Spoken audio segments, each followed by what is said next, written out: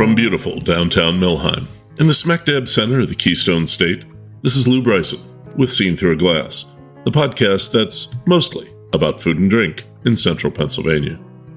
Welcome to episode 62, Fresh, Local, Made from Scratch, Central PA's Independent Grocers. Whenever there's a news story about groceries, prices, availability, the never-ending saga of eggs, reporters always want to talk to the grocery chains, Albertsons, Publix, Wegmans, Kroger, the ubiquitous Walmart. And for most people living in cities and suburbs, those are the places they go for their groceries, every time. There are markets that serve a particular community. Latin and Asian specialty markets abound in some cities.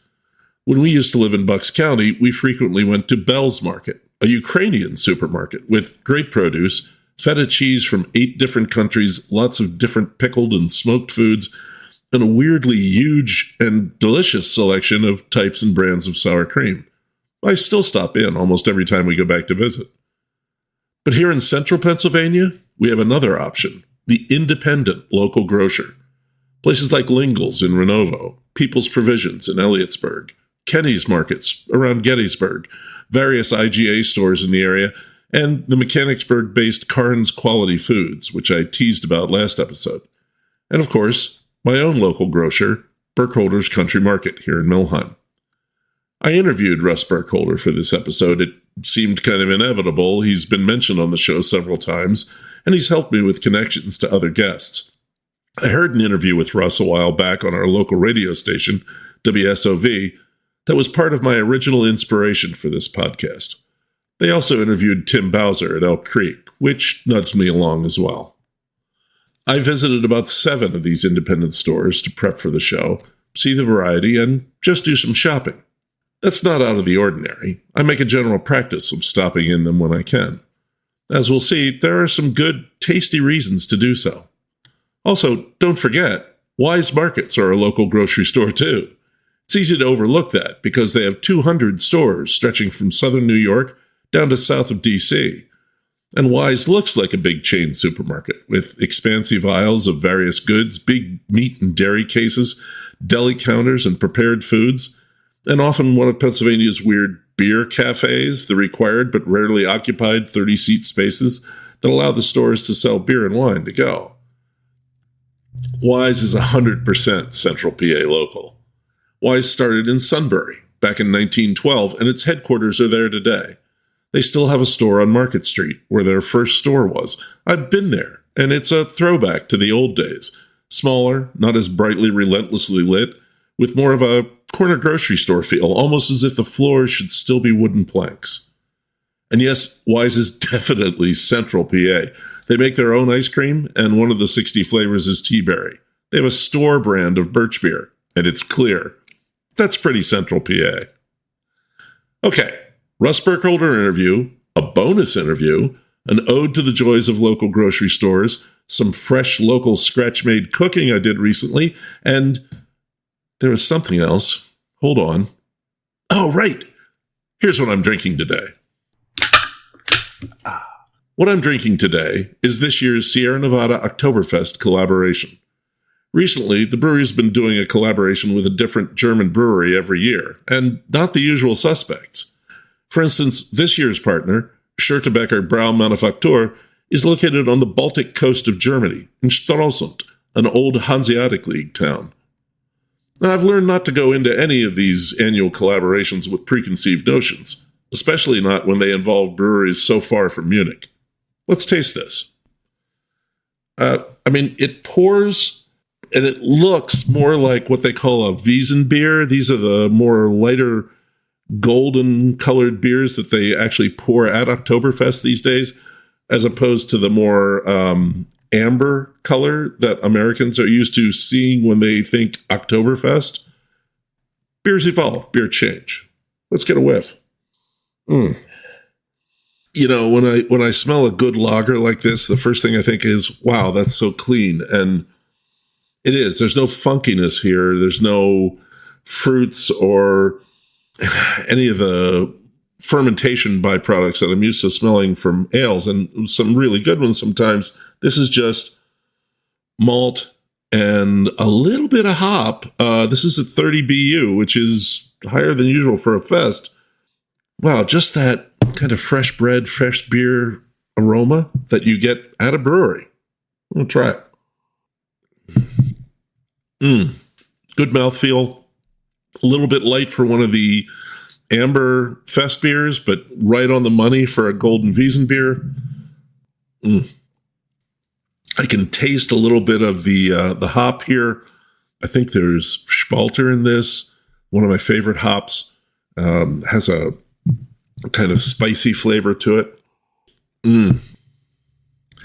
Yeah, extremely clean beer.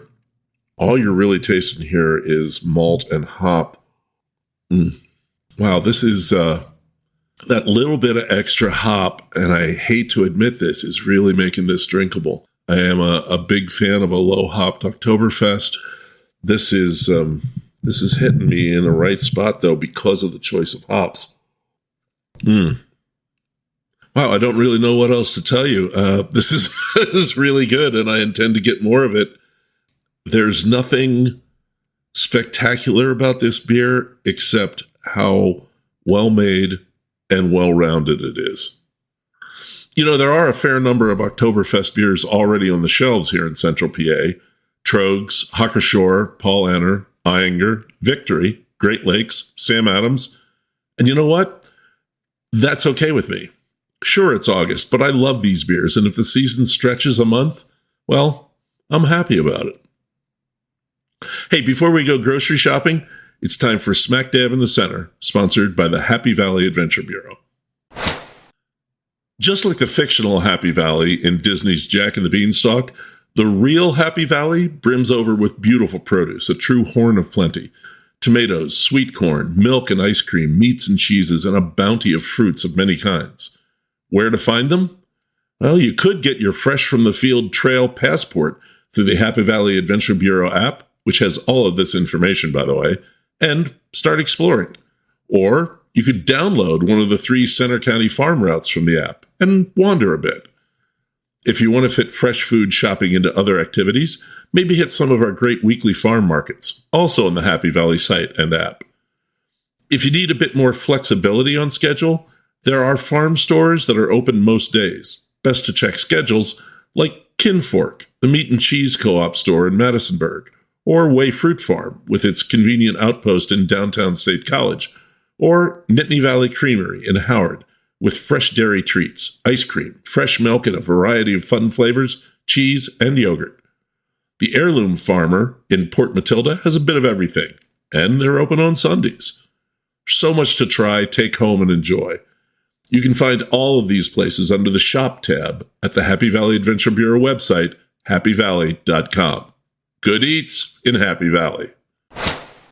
So these local grocery stores exist because the big stores can't get the hundreds, thousands of shoppers they need every day to make their big stores profitable out in small town Pennsylvania. But we still need to shop out here. Breakfast cereal, ground beef, bananas, bread, broccoli, and of course, that Pennsylvania staple, potato chips. There are enough customers to support a smaller store, maybe one that's been around for a long time, in the same family, or maybe one that's new and finds a niche. Now, these aren't convenience stores or the butcher shops that also carry some canned goods and bread, and they aren't the dollar stores that are popping up in Central PA like mushrooms after the rain. They're not supermarkets. They don't usually have a big selection of kitchen equipment or an automotive aisle, though there is Schlegel's in Thompsontown that has a grocery store and hardware store under the same roof, and sporting goods as well. You never really know what you're going to find in one of these stores. Most of them do have a bakery, and they're usually from scratch bakers, not just shoving pre-made stuff into ovens. Pies made from local ingredients and with local preferences, like shoofly, or bumbleberry, or rhubarb. Whoopie pies will come in a rainbow of colors and flavors: chocolate, oatmeal raisin, pumpkin, lemon cheesecake, maple bacon, pistachio. Cakes, donuts, crullers, breads, rolls, all fresh made in-house. The Carnes stores have made a specialty of fresh-made sausages in a similarly stunning variety. I'm not going to read you the list, but I can see over 20 different kinds of sausage in the pictures I took at the Duncannon store, and that's not counting the smoked sausages. Carnes knows their market, too. They had beef liver, chicken, hearts, livers, and gizzards, and freshly cleaned hog maw for making Susquehanna turkey, stuffed pig stomach.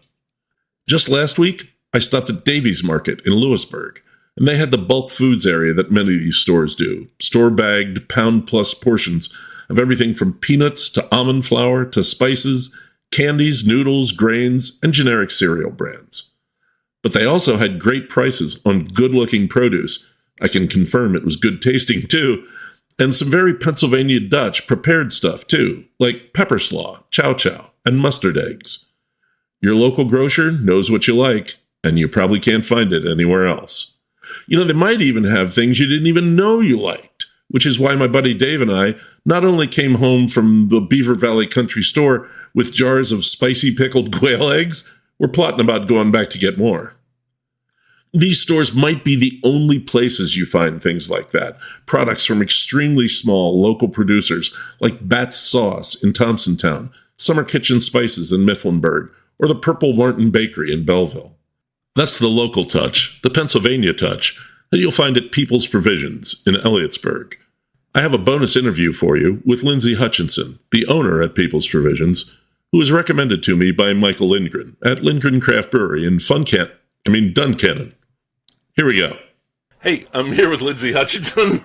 She's the owner of People's Provisions, a small grocery store here in Elliotsburg, Pennsylvania. Yeah, how are you? I'm good. Thanks for being here. Oh, yeah, it's a pleasure. And we're in Perry County, right? Yep. Yeah, okay. I think this might be my first Perry County interview. Oh, amazing. Oh, no, Lindgren. Yep. Yeah. Right. Yeah, Michael's on the far the far end side, right. And we are smack dab in the middle, the heart. Okay. Perry County. Very cool. I came down here because, mainly because Michael Lindgren suggested it, and the more I looked at your place, the more I was like, I gotta go there, because it's all about local grocery stores. I mean, you've got a really small town here, you've got a really small store, but you've got stuff. Why'd you open here? Yeah, so I moved to Perry County like 7.5 years ago to work on a farm camp. It was a summer camp for teens on a farm, and the kids learned about working on the farm. The camp closed down 8 months after I moved here, and so instead of continuing to work in youth development, I personally wanted to dive into farming. I didn't grow up farming at all. Mm-hmm. I grew up in Massachusetts, outside Boston. Okay. So farming is not a background of mine, but I've always loved food. So when I dove into farming, the more I started to meet people here in Perry County who were farmers, I felt like I was leaving the county to buy my local food, like going to Carlisle or Harrisburg to the other farmers markets, but there wasn't a place here in Perry County where I felt like I could get all local food for myself personally. And so I started meeting people and meeting farmers, and that's kind of how it all organically started. I started buying stuff for me and my friends, and then started sharing it with more people. So almost more like a co-op. Kind of. Yeah. Okay, I would similar say to. I shouldn't say more like, yes. Community building, that is like our main, that is what we do. We build community, and Excellent. Food is our vehicle to do that. Our mission for People's Provisions is to connect farmers to eaters. So we make sure we are paying our farmers equitably for the food that they're harvesting and producing for us. And then we're making this food more accessible to all people. So we buy all of this local food directly from our farmers. We pay them for all of the food. Then it's up to us to either sell it here at our grocery store. We have a commercial kitchen in Newville where we cook. Okay. So we make things like prepared foods, cheese boards, so people can try new foods. We make things like chicken salad, egg salad in our grab-and-go cooler, sometimes grab-and-go dinners, and sometimes canned goods, too, like pickled beets. And that's available here or both places? It's only available here. Okay. This is our only retail shop. Gotcha. We go to our kitchen once a week, so kind of what's left over from what we didn't sell, we use it. We try to use it so that there's no waste. Okay. And then the other big part of the mission, in terms of making food more accessible, we do a lot of free food boxes.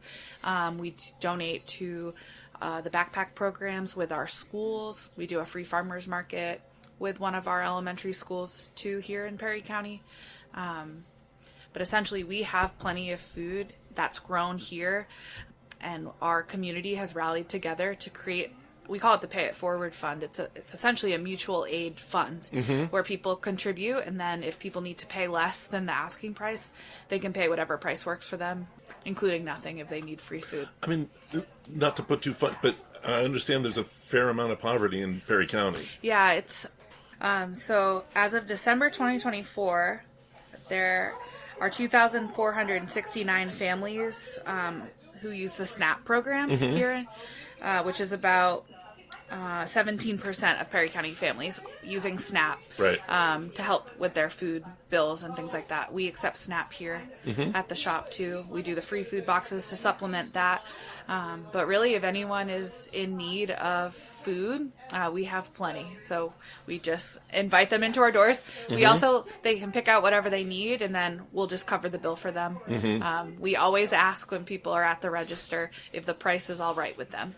And that's the opportunity for them to tell us, like, hey, I'd like a little bit off, or I'd like to contribute to the Pay It Forward Fund, and they can round up a little bit if they want to. So we always have that moment of connection at the register, so we can really get to know everyone and really connect with our eaters, our people. Yeah, I have to assume that can be a touchy situation.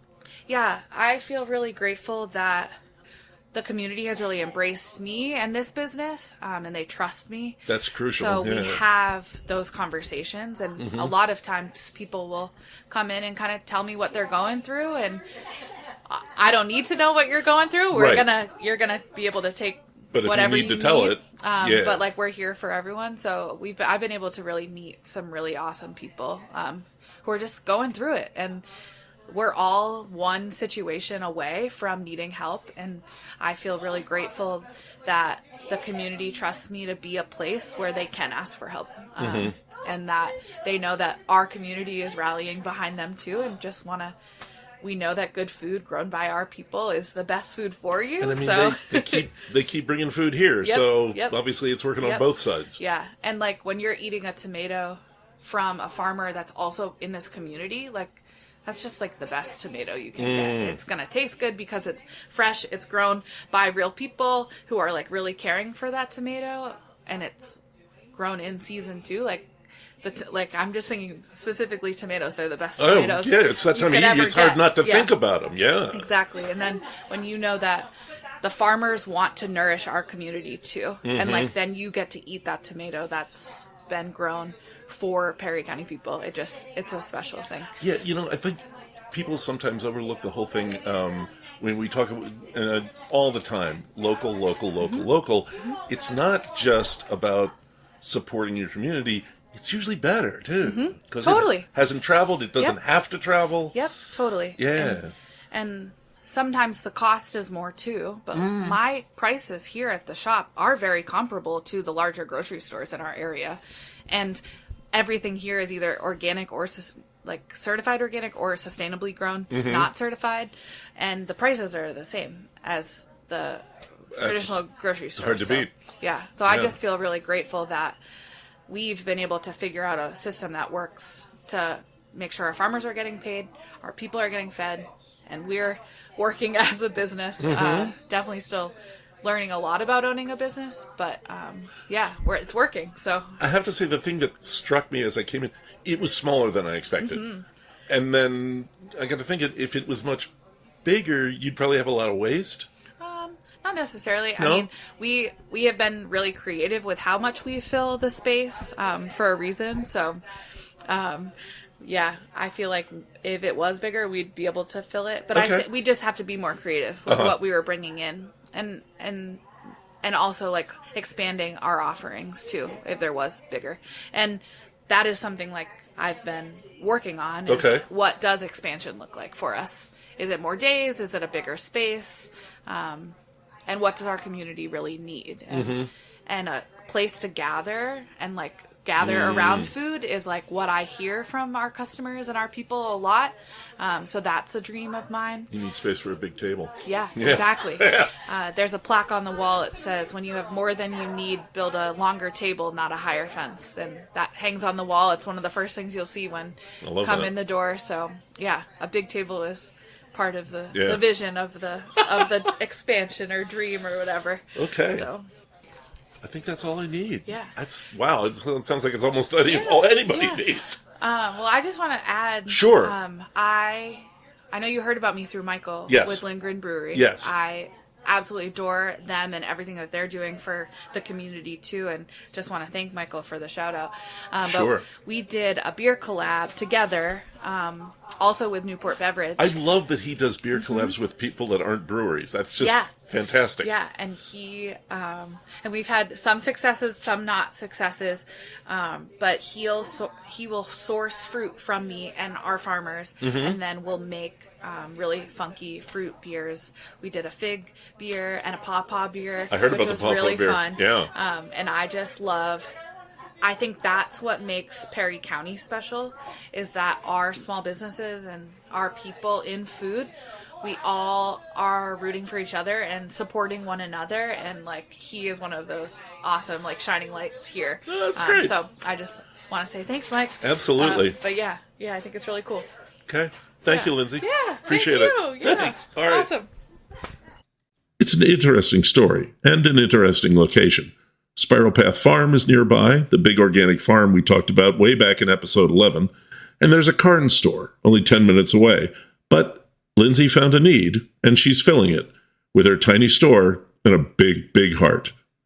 Russ Burkholder's father, Jesse, found and filled a similar need when he opened Burkholder's Country Market in beautiful downtown Millheim back in 1985.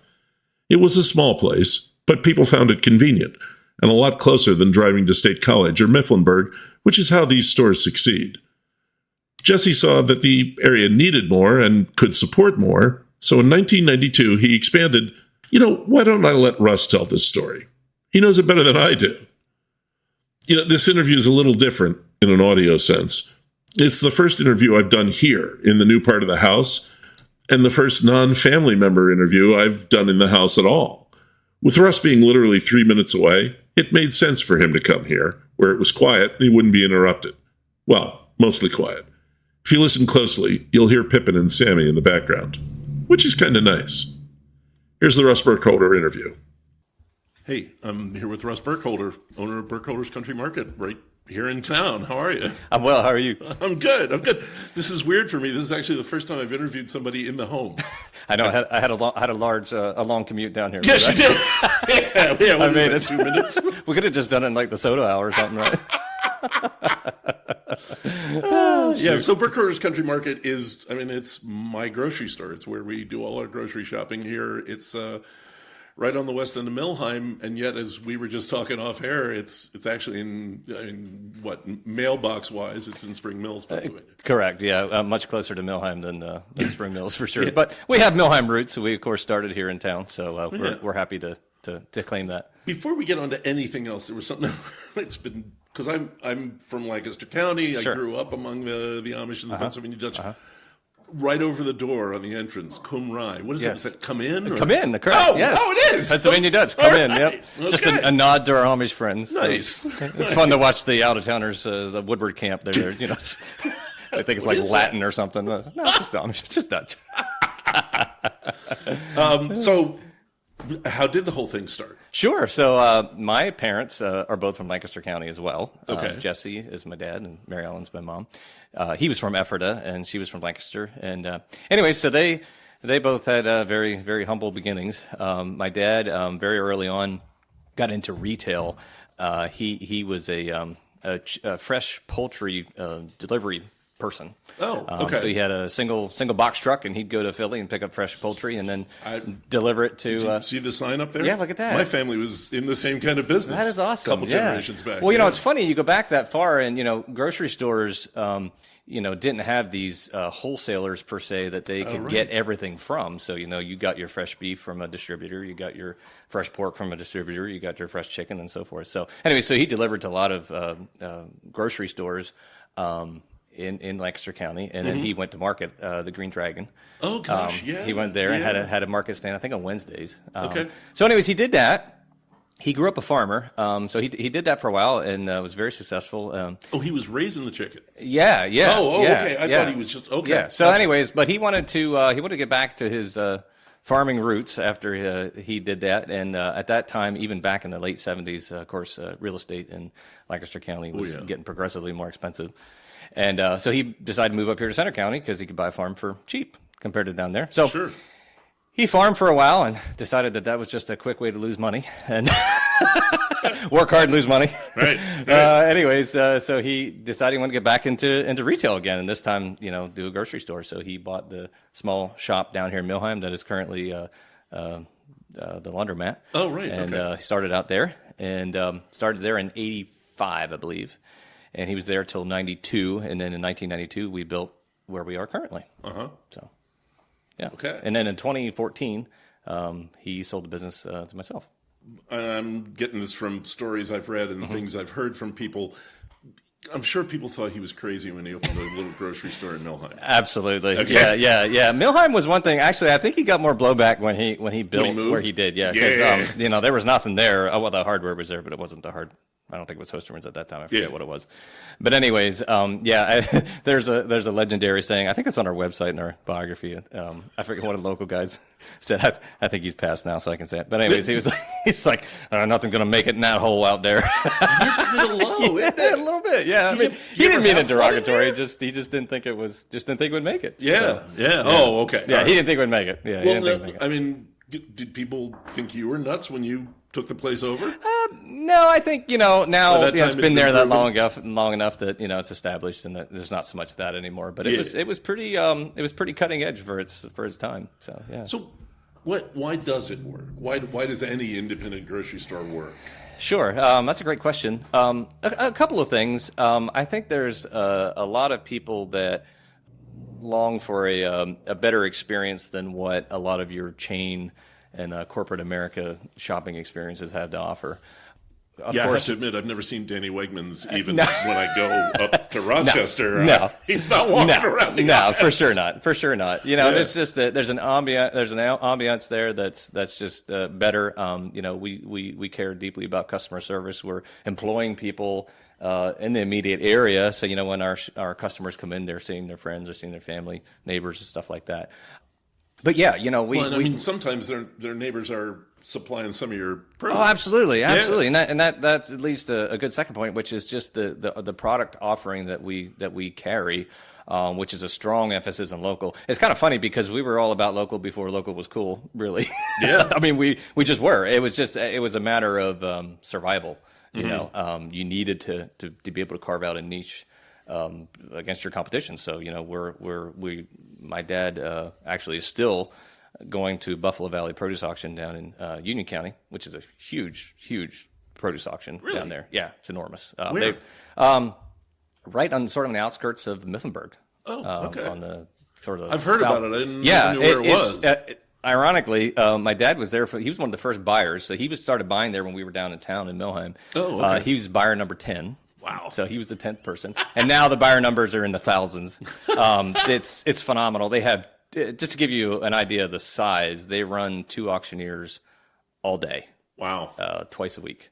Selling nothing but produce. Yeah. They do Christmas trees. It's actually, I think it's the biggest Christmas tree auction on the East Coast. It's huge. That is huge. Anyways, but the great thing about that is of course they sell local produce once it's local, but they also are a good source for example, we're just kind of coming through the season right now, but with produce, but what they would call Eastern Shore produce. So in other words, as you're getting maybe new potatoes from Florida. So those are being, dug in Florida, shipped right to this auction where we can buy it and bring it here. Oh. So you're seeing new potatoes in our store long before you're going to see them in Wegmans or Walmart, I don't know if Walmart even have new potatoes. Yeah. But anyways, long before anybody else does. So even though they're not local, they're new, and it gives us access to that stuff. And it's a lot fresher because, if a wholesaler was to buy those things, it would go from Florida to a broker to a wholesaler and sit in their warehouses until it gets shipped around. It's not nearly This is as actually fresh. coming in direct. Absolutely. Yeah. Huh. Yeah, absolutely. How about that? And then, of course, like right now, watermelons, cantaloupes, not in Pennsylvania yet, but they're coming up through Georgia, the Carolinas. And again, they're getting picked one day, shipped right to the auction the next day, and we're buying them in my cooler, not even 2 days old. So, again, a vastly superior product than what you'll be getting at the chain stores, for example. Real tangential here, but So this is when I see like a farm stand around here that's selling something that's suspiciously ahead exactly of where season. they're getting That's it. where they're getting it. Absolutely, including just a quarter mile down the road from me. Yeah. I see him there. I'm like, hey, buddy, how you doing? Doing good. It's all good. Hey, listen, there's plenty of room for everybody. But yes, that's exactly what they're doing. Exactly what they're doing. Yeah. Okay. Your product mix intrigues me. You've got, I mean, you have bargain priced store brands. You know, the same thing that a lot of people have. Some of which I buy all the time because they're just really good.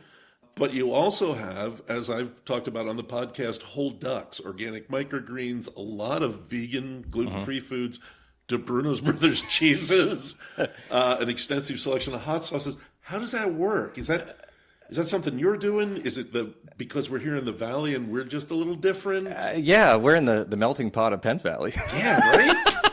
It is funny though, for sure. The clientele has changed. You know, State College continues to sort of, and the university sort of continues to push its fingers down this way, which, you know, a lot of people are moving out this way for cheaper housing and whatnot. So our clientele is very diverse. I mean, we have, you know, everything from the white topper Amish to, you know, I mean, I've seen professors. students coming in too. Yeah. So it is a surprisingly diverse group of people that you wouldn't otherwise think we'd have. Yeah. So they definitely help support it. But again, it's one of those things where we because we're our own boss, we can do what we want. So I like to bring new items in and try them. Well, I'll try anything, you know, we'll try it. And, you know, a lot of it doesn't stick, but a lot of it, it's shocking that it does. So we keep it around. So, I mean, actually, now that you mentioned it, I remember you said, well, I asked you why you have duck and you said, I like duck.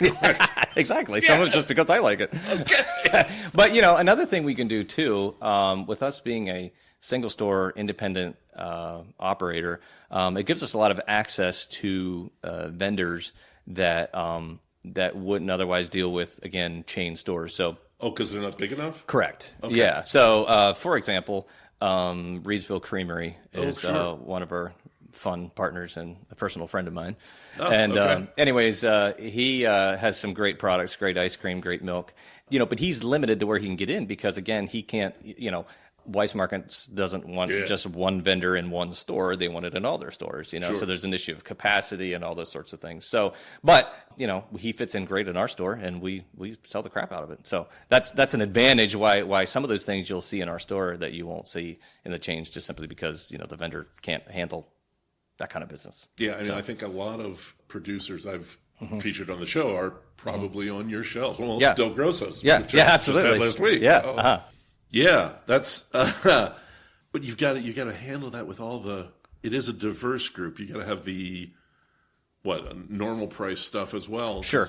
And some people, that's what they're looking for. Well, you know, for example, we have a bulk foods department, which again, if you go into State College, there's no such thing up there in any of those nobody's stores. doing that anymore. Not the chains. Wegmans used to. And Nature's Pantry. I Yeah, guess. well, Nature's Pantry probably still does. But as far as the chain stores go, now Weis Markets has some prepackaged with it bulk, but they're not packaging it in house. It's just prepackaged and they sell it. Yeah. But we have several Amish ladies that's all they do. They just bust down big bags of stuff and put it out. So that's an important part of our business because remember during COVID, I think we were running, you had 25-pound bags of flour out. Yeah. Well, that, you know, my suppliers that were selling 100-pound bags of flour were the only ones that you could get flour. So gold medal had long since been a twisted mess. So that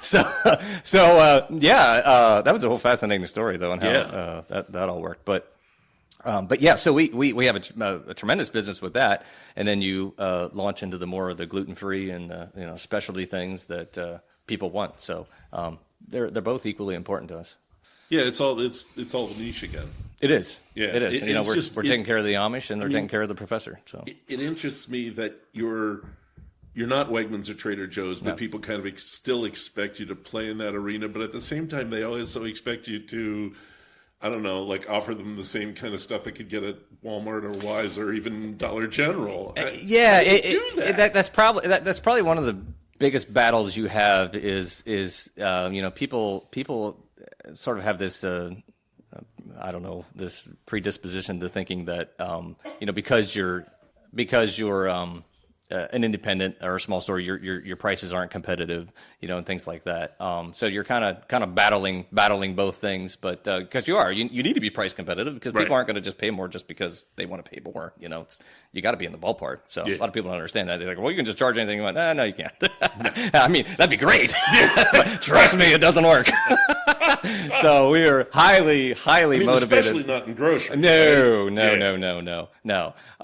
So yeah, you're on one hand, you're trying to offer the best variety you can, and of course at the best prices. So we're kind of a hybrid. A place like Walmart or Sam's Club, it's all about price. And you got other places that just different focus. But for us, we're trying to bring the best value, but also get the items that our people want that are a little bit more unusual. Mm-hmm. Suppliers. I remember talking to you during the pandemic. And yes. You said that you had dodged outside the supply chains that were kind of breaking down. Yes. By going more to local producers, small producers. How did that work, and how much extra work is that? It's a fair amount of extra work because there's always advantages to getting more things from one supplier. Every time you bring in another supplier, it's another set of bills, it's another set of invoices, it's another set of price checking, price comparisons, staying on top of your price changes. So it definitely is more work, but we feel we can get better prices and better variety. It was really fascinating during COVID when the whole logistical shipping world was just a tangled mess. It really showed up how being able to offer local worked because the supply chain was just a lot shorter. Sure. For example, eggs, and a lot of the chain stores across the country were just couldn't get them. Yeah. Butter was another one. But I have vendors that are local to Pennsylvania, primarily Lancaster County, that were, buying eggs from local farmers, including those even in like Sugar Valley and around. Okay. They process them in Lancaster County and they ship them out. So they're not, the supply chain was very short, and the farmers were still producing eggs during COVID. Sure. It just was more of a shipping challenge than it was the production of eggs. So anyways, I never had any trouble. I could get as many eggs as I want. I couldn't get always the brands that people were used to, but we had eggs. Yeah. I can and then same thing with fresh beef. We started buying local. We got some local guys involved here, and dairy is same thing. From Mark's over in Nittany Valley. Yeah, Mark's, we were using them. Yeah. Milk was a fascinating one because places like Walmart, the same thing's true with their meat, but milk, they have these massive dairy operations out in the Midwest, and that's where all their milk production happens, and then from there it gets shipped all over the country. Mm-hmm. Well, during COVID, the further away something was, the more challenging it was to get. So there was companies like Dean Foods who packs a lot of milk for Walmart. They just were in a knot, But meanwhile, I have, Gallagher's out here in Johnstown, Pennsylvania, who's, having no problems at all. They were chugging right along, giving me as much milk as I wanted. And then even to drill down even more, a little place like Reedsville Creamery, Right. I'm calling him up saying, hey, buddy, I'm out of milk. He's like, yeah, this afternoon, no problem. Milk the cows, throw some in a glass jug and bring it over, So it was phenomenal. I think I did a Facebook post at the time because it really was a stark contrast. It was just so interesting. I was like, literally, I could make a phone call, and a couple hours later, I had milk. And meanwhile, the rest of the country, was in a panic. And here we are in Penns Valley. Yeah, no problem. So it was cool. It was really cool. Yeah. I hope people don't forget that because it was an important.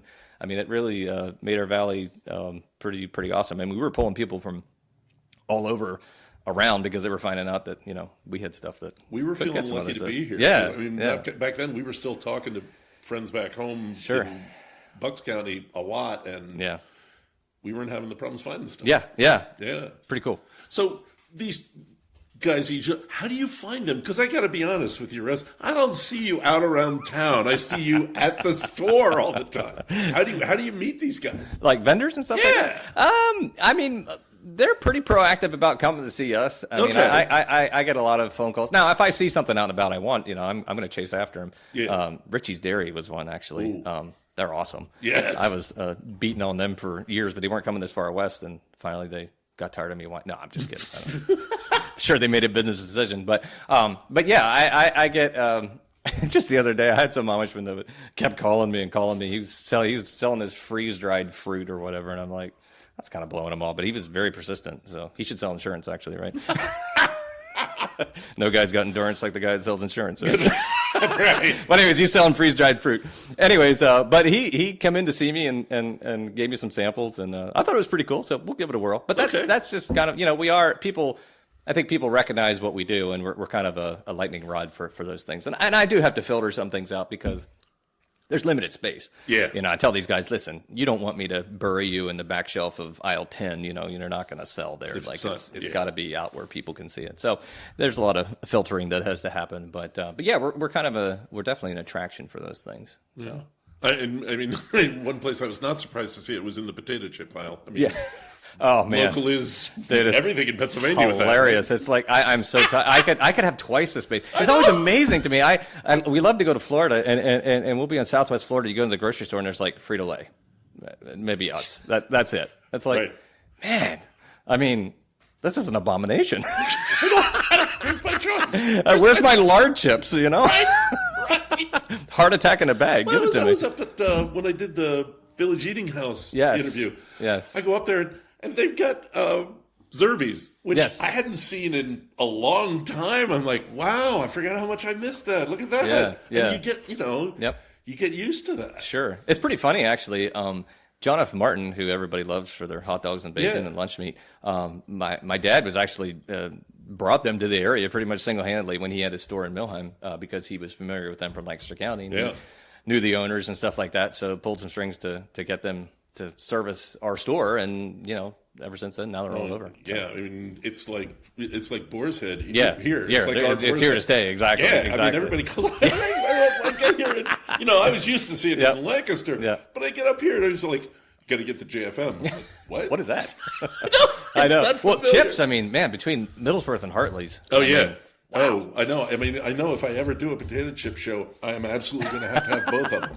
Because if I don't have one or the other, I'm a dead man. Yeah, we Middlesworth. I ship those all over the country. I get calls for that all the time. So it's pretty funny. Yeah, and I know people who are diehard Middlesworth people, but they want to get Hartley's barbecue. Yes. Okay. Whatever you say. We're like both of them are within a half hour of us. So right. Pretty awesome. Right.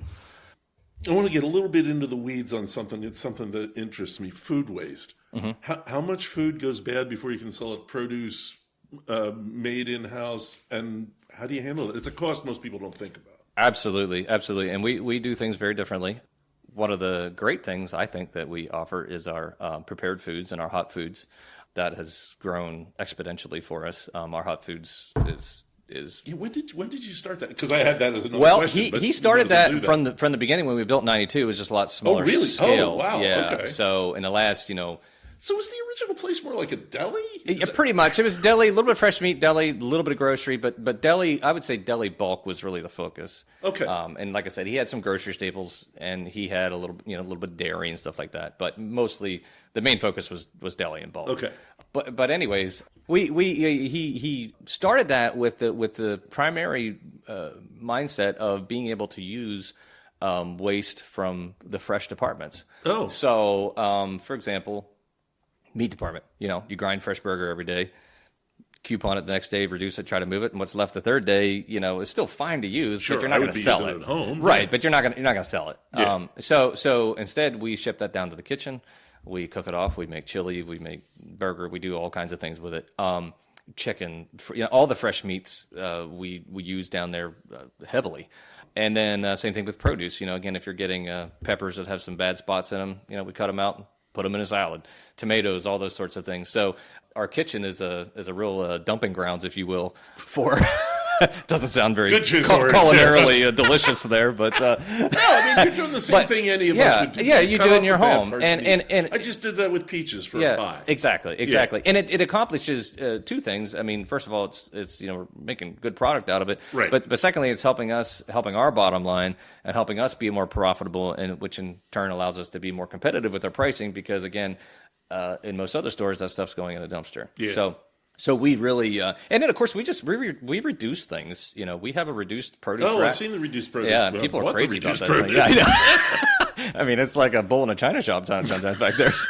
So, but those are things that we do because I would rather get something out of it than get nothing. But it's interesting because I've hired a lot of department managers and stuff from chain stores, and they have to. It's a bit of getting used to seeing the reduced rack because it's a big no-no in some places. Even you go to Weis markets, they have a little grocery reduced rack, and it's like back a hallway by the bathrooms. It's like I remember talking to one Weis market store manager. He's like, he'd put it out, and then when the district manager, would come in, he'd make him put it in the back, and as soon as he'd like to bring it back out, because the store manager's like, hey, we can get rid of stuff, and the DM's like, oh, it's terrible, it's bad optics. We don't want, we want to sell good stuff, but we don't care. We want to, and it's good value. We're not putting anything out that's garbage. I started buying that when I was in grad school in Right. Pittsburgh. I'd be up at the supermarket and I'd just be looking at things and going, I can't afford that.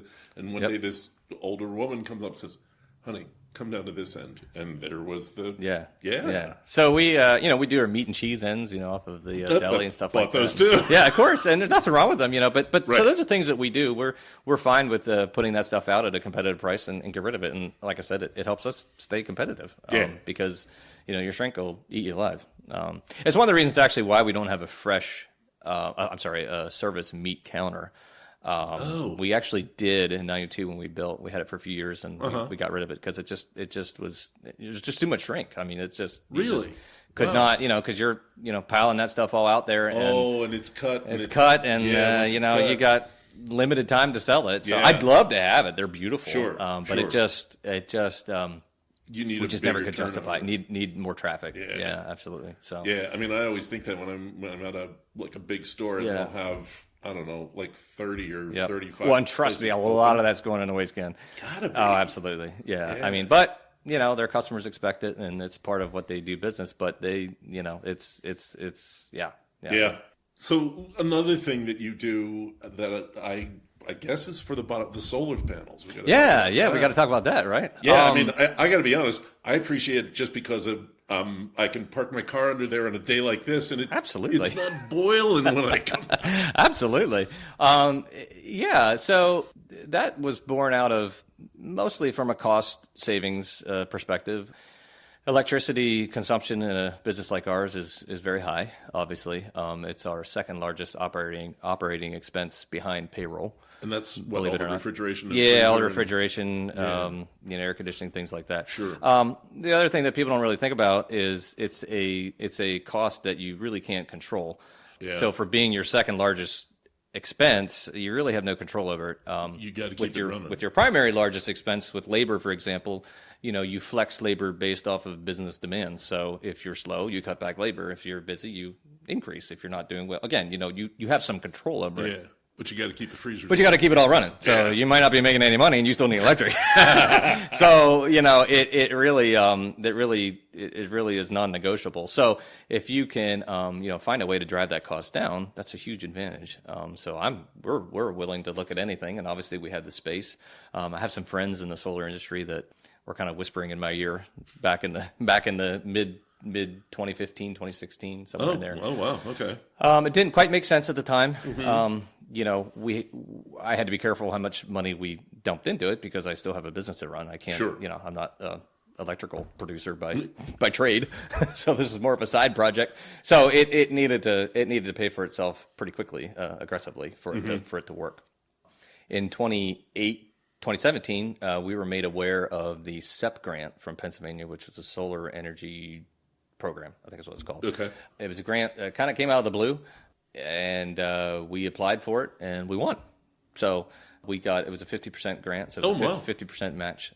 At that point, we'd really, really. So I was always really hung up on the idea of doing the solar carport for a couple of reasons. First of all, our roof really wasn't a good option. It wasn't designed to make that work.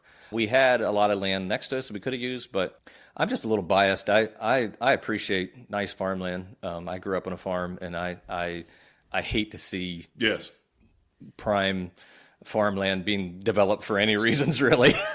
Not that there's anything wrong with it. Obviously, people have to make a living, but I hate to see it. I like seeing farmland preserved. So that really wasn't an attractive option to me to just fill up 7 or 8 acres with a bunch of ugly looking panels. But getting dual use out of a parking lot. Getting a dual use out of a parking lot, now we're talking. Yeah. So, the parking lot's already a commercial space that's impervious already. So, it was more of a recycling of the space. The biggest drawback to the carport is just the cost. Sure. Carport adds about 50% cost. So basically, over putting it on dirt. Exactly. Wow. So or the roof. Okay. So basically, the grant offset that. Okay. Which was great. So I love it. We designed it big and tall. I wanted tractor trailers to be able to go under it. Oh yeah, I wondered about that. That's why. It's amazing. It's pretty funny actually. Side note: I was in I think it was Naples, Florida. We were at a zoo, at a family event, and they had a solar carport, but the thing was so tiny. It was like down low. Well, the structure was like, it was like Lincoln Logs. I was like, man, this is like Hurricane Alley. I'm amazed at how flimsy looking it was. Yeah. But then I was talking to my solar friends, and like, well, snow and that sort of thing. So it's very robustly built. It's amazing. But yeah, we've got friends who they're coming up this weekend. They always plug in at the. We have an electric car charger. Yeah. And so actually, is that part of the deal, or is that just something? Well, I had a little bit of reasons for for putting that in. It looked good on a grant. So okay, sure. I mean, I was all about it. It's definitely been an asset, and we don't charge for it. It's free. I looked at putting a credit card machine out there and what it costs to get a point of sale out there. And how much? Yeah, it's like I'd rather just give the electric. So, so that's what we do. Yeah. But yeah, we felt with no car chargers being around, it really increased our chances of getting the grant, and it did. So, but yeah, I would love to someday upgrade them to something level 1 or 3. A little faster. 1. Yeah, we're like middle of the road, so I forget which way the numbers go, but there's low number at your house, and then there's middle of the road, which is us, and then there's Tesla superchargers. Yeah. So, anyways. We can dream, but maybe next time. But actually, I just signed a contract to expand our solar system, so nobody really knows about that. So you're getting the cutting edge news on that. So yeah. In what way? We're going for. So I'm at about 65% offset by solar. I'm going for 100. Okay. So, so we're adding another whole row of canopy. Out back? Out front, actually, where those islands are going to Weavers. So that's all going to be covered. Okay. And then the third row, which is a short one, we're going to finish that. Okay. Which will get me to 100%. So very nice. Hopefully completed this year yet. Oh wow. Okay. So, yeah. Okay. Yeah. So pretty awesome. Yeah, it is. You contribute to the community a lot. Yes. I mean, I've seen some of the numbers, but you don't make a big deal out of it. How do you pick? Because there's got to be people asking. I mean, people ask me a lot, and I'm not even anything. That's a really good question. Actually, most people don't really think about that end of it. But we get hit up on a regular basis. First of all, I try to keep things local. I get hit quite frequently for things out of the area, and I'm a sucker. I'm a people person. I like taking care of people. It's hard to say no. But the reality is, if I spread myself too thin, then you end up doing a lot of very small donations, and I would rather do less and make them more substantial, impactful. It fits in well with what we do in the community, and I like to always remind people that one of the things that we do better, I believe, than corporate America does, especially in small town communities, is our ability to support local events. Just last Saturday, we had the Pennsylvania cheerleaders out. They raised almost $1,000 just washing cars. Wow, okay. There's a reason they're not down at the Dollar General. That's because the Dollar General will not do that. Yeah. So, and other things too. When same thing with ball teams. I mean, we again, you're not going to see Dollar General T-shirts on any little kids running around because they just don't do it. But small businesses like me, Host Prince Overs, that's what we do, and we try to give back as much as we can. I know. Great side note was during COVID. I like this story, not because I'm a part of it, but it's just a representation of what this community of local businesses can do. Mm-hmm. During COVID, what hit in February, March, something like that. Anyways, that summer of 2020, none of the fire companies could hold their carnivals, which at the time, and probably still is one of the biggest money making events. So us and all of their money making is pretty much non-existent for the year. And one of the local business leaders got in his head to go around to local businesses and hit them up for donations, substantial donations, like thousands of dollars donations, not just a couple $100. Couple hundred, right? Yeah. So about 6 or 7 of the more prominent businesses here in the area chipped together. And together, we more than offset the fire department's fundraising for the year.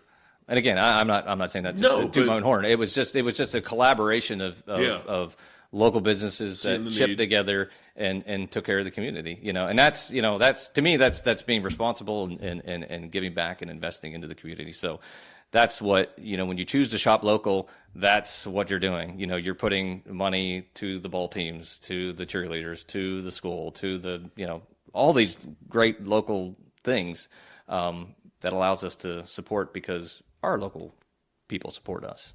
So. Yeah. And I mean, that comes from buying local. It comes from selling it. Yeah, absolutely. It all works together. That's the way it should be. It should be. Last question, and feel free to run with this wherever you want to. What is the hardest part about running an independent grocery? Today, the hardest thing about running an independent grocery would be just staying profitable. I mean, this trend started before COVID, but COVID sort of exacerbated it. It's just the rising cost of things. We went from the extreme craziness in COVID, and somehow we came out of that with this tremendous labor shortage, which in some ways has gotten better. But wages went ballistic, which is great for individuals, but obviously it has to be paid from somewhere. It's got to come somewhere. And the problem is that businesses are facing, especially independent businesses, is you're not getting the increase in sales and profit to match those costs. So you have tremendous increased costs in cost of goods. You have increased costs of equipment, professional labor. These HVAC guys, refrigeration guys, specialty labor, very expensive. And they're charging more because they can't get enough guys. Yeah. Electricity, insurance, all those sorts of things. That's the most challenging part. Is just finding that way to stay profitable. You have to be more think more outside the box, and those are things where we're trying to leverage things like solar to our advantage and get creative with ways we can save money and be competitive. But yeah, definitely, in my opinion, that's the most challenging. I would have probably said labor a year ago, but finding help. Finding help. That was crazy at one point. But that has gotten better. It has gotten better. But yeah, it's staying out ahead of it. Yeah, staying out ahead of it, man. That's the name of the game. Yeah. All right. Thank you. Greatly appreciate it. Thank you. My honor. And you've been a huge help over the time I've been doing this. I ask you a lot about stuff, and I'm glad to have you on to kind of say thank you for that. Sure. Yeah. My pleasure. I that's one of the things I enjoy about having the business is being around people and meeting people. I mean, just an incredibly, I enjoy a wide, diverse group of friends. I mean, I just like it. I like meeting people and knowing people from different backgrounds. You were hanging out with my friends there, the Grocers here just last week, and what great family there. But just funny, who'd ever thought you'd meet in Millheim of all things? Here's a company that's selling around the world, and we're hanging out in Millheim. But it's great. It's really awesome. I think it's something that's really unique to our area, and I'm proud to be a part of it, and just want to play my role and make it better. Okay. So, thank you very much. Appreciate it. Yeah. And then we both went back to work. As Russ said, Burkholder's does a lot with their prepared foods. They have a cafe. It's not for selling beer, just sit-down meals. A salad bar, a hot food bar, and that's really popular at lunchtime around here. A soft-serve machine, and plenty of ready-to-go items. That's common. Almost every one of the local groceries I've been to in central PA has plenty of prepared foods. Sandwiches, fried chicken, cold salads, pickled red beet eggs, soups and stews, desserts, and a whole galaxy of sweet and savory baked goods. It makes traveling easier knowing you can get something homemade and delicious without having to gulp down fast food. But they are grocery stores, and I'm usually buying stuff to make my own food. Recently, it's been the riches of local harvests, and we've been making stuff to take to parties and potlucks. Here's a couple of things I made recently. There's a staple snack in home smoking circles called the ABT, the Atomic Buffalo Turd, a singularly juvenile name. But it's an excellent schnack, as Sheets would put it. It's a pepper, usually a jalapeno, stuffed with a cheese mixture and wrapped in a slice of bacon, then smoked at low temperatures until the bacon's cooked. My friend John Dabowski had dropped off a bucket full of fresh vegetables from his garden, including jalapenos and Hungarian wax peppers. They were beauties, but I was cooking for a fair number of, I can't eat that hot stuff, people. Off to Berkey's. I picked up a bag of mini sweet peppers for the soft-mouthed folks, and then on the way to the other side of the store to get cream cheese and cheddar to make the filling, I saw Berkey's own pre-made pimento cheese. That sure seemed like a smart shortcut to mixing up my own, and I already knew it was good. I went with that, and I got a pound of John F. Martin bacon. I set the pimento cheese and bacon on the counter to warm up, put on a pair of nitrile gloves, and prep the peppers. I cut off the tops, then sliced down one side to take out the seeds and the pith. I also cleaned 4 extra jalapenos that I diced and put aside for the next recipe. I stuffed the peppers with a table knife. The Hungarian ones were a pain because of their twisted shapes, but no big deal. Then I wrapped each one half a strip of bacon, which holds the sliced peppers closed. I dusted them with Summer Kitchen Spice Company's Everything Pork Seasoning, let them sit a bit so that could soak into the bacon fat. I prepped the kamado with a full basket of Humphrey's lump charcoal and 2 blocks of apple wood and lit it. Once it was burning, I put the ceramic heat diffuser plates in place and got it settled in at 250 degrees. Smoke was nice and blue. I put the peppers on a slotted grill pan, loaded them in. Meanwhile, I made the other snack, a hot corn and jalapeno dip that was a new one for me. I started 6 more slices of bacon cooking in a big cast iron skillet, then husked 6 ears of corn and sliced the kernels off. After I cleaned up that mess, I put the bacon on paper towels to drain and put the corn and about half of the diced jalapenos in the hot bacon fat. Cook and stir, season with garlic powder and smoked paprika, cook and stir some more. When the corn was soft, I turned the heat off and added a pack of cream cheese, 2 cups of shredded cheddar, and half a cup of sour cream. Stirred that up well, really well, and then topped it with half a cup of mozzarella, which honestly seemed like gilding the lily, but that's what the recipe called for. I put that in the oven for half an hour at 375 and checked on my peppers. The peppers were soft and the bacon was limp and it all smelled great, so I opened up the vents and let the kamado soar up to 350 to crisp the bacon. The peppers were done in about 20 minutes, and that dip was right behind. I sprinkled the crushed bacon and the rest of the diced jalapenos on top of the dip, put the lid on it. I put the peppers on a dish and wrapped them in foil. We went to the party. The corn dip was frickin' addictive, and I will definitely make that again.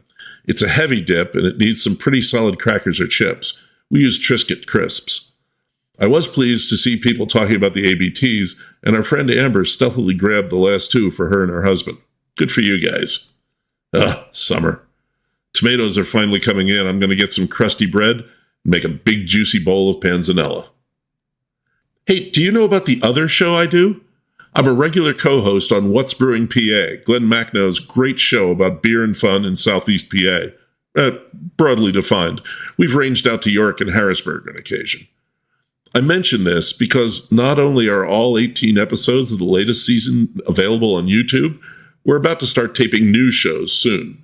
We've been talking over the new season, and we're going to be doing things like talking about great beer destinations in Pennsylvania, maybe going to a distillery for the first time, and sampling the new Campbell's Soup collaboration with Pabst Blue Ribbon. It's great fun to talk beer with Glenn and the Brewers. He's a recently retired sportscaster after 30-plus years on Philly's WIP sports radio, and he likes to say that on What's Brewing, he's the color and I'm the play-by-play. Some of you already know about the show because you've stopped me on the street or when I'm grocery shopping and said, "Hey, what's brewing?" Just search What's Brewing on YouTube. The new shows will be coming out later this fall. Have a look. Great beer content, good fun. A quick mention of the new book. I ordered 300 to sell at events in September and October. The price is $40, but the same as a decent bottle of whiskey. I'll make a lot more per book when I sell them at an event, so if you can, come out to an event and I'll sign yours for you. That's the show. My thanks to Russ Burkholder for the interview and all his help with the podcast and finding stuff at the store. And thanks to Lindsay Hutchinson for doing a short notice interview and to Michael Lindgren for the connection. You can find pictures for this episode on Instagram at Stag Podcast and on Facebook at Seen Through a Glass. If you'd like to toss a bit in my hat to keep the show going, I have a coffee button in my Instagram link tree. That's at Stag Podcast and at the Facebook page. Thank you. The first supermarket is generally considered to be a store Clarence Saunders opened in Memphis, Tennessee in 1916. It featured some now familiar innovations: self-service shopping, shopping baskets, and cashier aisles to make payments. But the truly revolutionary idea was offering multiple brands of the same items: laundry soap, canned goods, candy bars. The competition among suppliers kept prices down. The shopping cart, that came 20 years later, invented by Sylvan Goldman at his Oklahoma City-based Humpty Dumpty grocery stores. And that's the real reason I told you this story. Humpty Dumpty, which sounds odd, but you know where it's from. On the other hand, Saunders named his historically first supermarket the Piggly Wiggly, and no one knows why. Piggly Wiggly is still in business, though Saunders sold it in the mid-20s, and their website notes that Saunders was always curiously reluctant to explain its origin. Hey, maybe the guy was just goofy, because he also tried a vending machine-based grocery store with conveyor belts to take your purchases to the bagging area, and he named this store Cadoozle. It was not a success. What's coming up? Well, we're finally going to have a show about Pennsylvania wine. I've been meaning to do one since the beginning, but I had to find the right story, and, it required a lot of research. And that's the fun part. Until then, thanks for listening. This is Lou Bryson with Seen Through a Glass from the smack dab center of the Keystone State.